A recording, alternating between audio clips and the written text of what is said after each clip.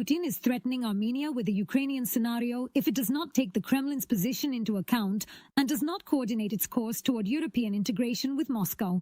He says a referendum needs to be held. For decades, Yerevan was considered one of Moscow's closest strategic allies.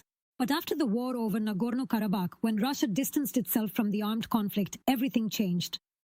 Since then, Yerevan has been seeking closer ties with the EU, and last year it passed a law to begin the process of joining the European Union.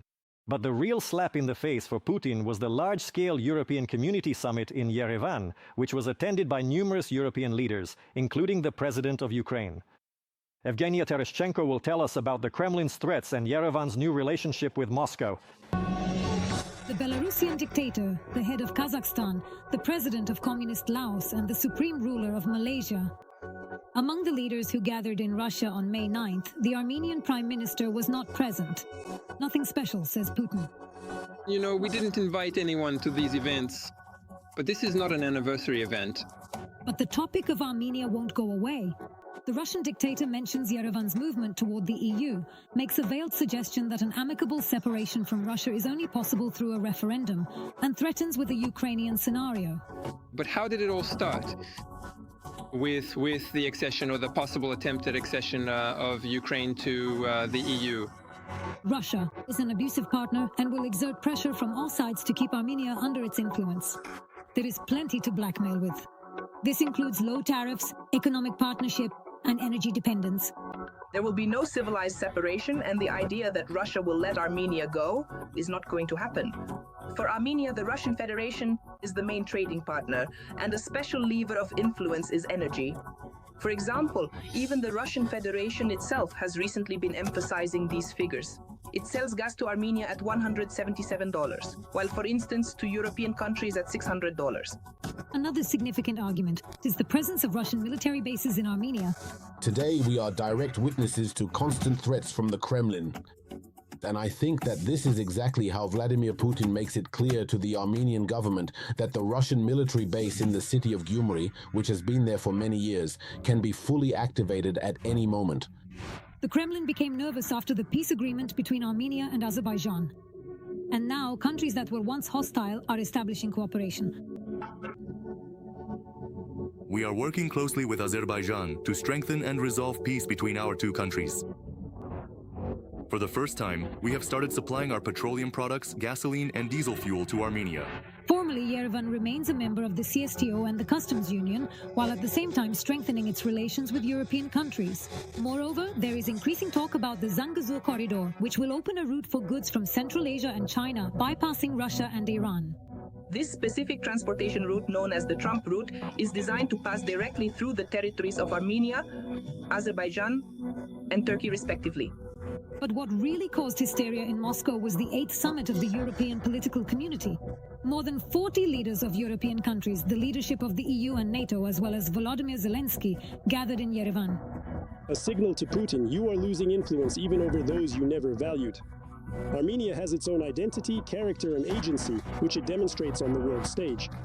This angers Russia. They are furious that so many European leaders came to Armenia. It really irritates them. Armenia wants to join the European Union. They are clearly angered that Volodymyr Zelensky freely arrived in a country with Russian military bases. The Armenia-EU summit, as well as the partnership agreement with France and Britain, added fuel to the fire. Russian propagandists went berserk, calling the meetings in Yerevan a gathering of Russophobes. After all, the Kremlin's greatest fear is losing influence. Take the countries of the former Soviet Union. No one wants to deal with Putin because he only brings trouble to his friends. He ruins their relationships with other allies and with Europe, effectively depriving these countries of their identity, independence, and agency on the world stage.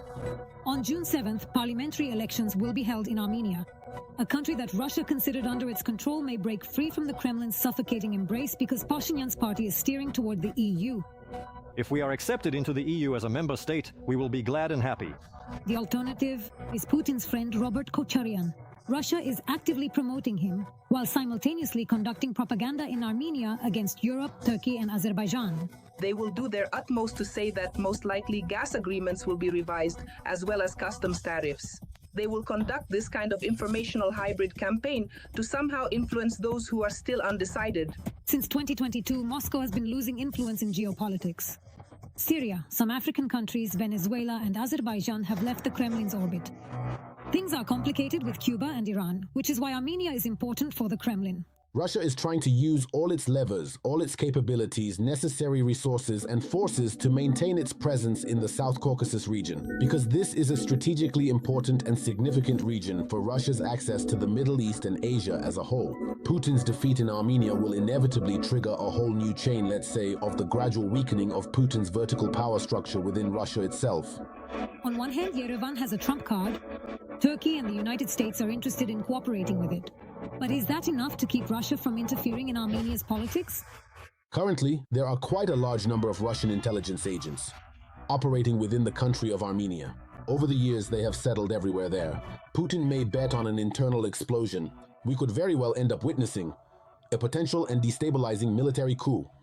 It is important that the Americans and Europeans do not allow this to happen. At the same time, for Ukraine, Armenia's split with Russia is an opportunity. We can move towards closer allied relations. Ukraine is already beginning to position itself as a country that brings new types of security and defense. And everyone understands that Ukraine is very knowledgeable in this area. Ukraine is interested in small alliances. In addition, we can become a logistical link in a trade route connecting China and Europe. Yevgenia Tereshchenko, We Are Ukraine, United News Marathon.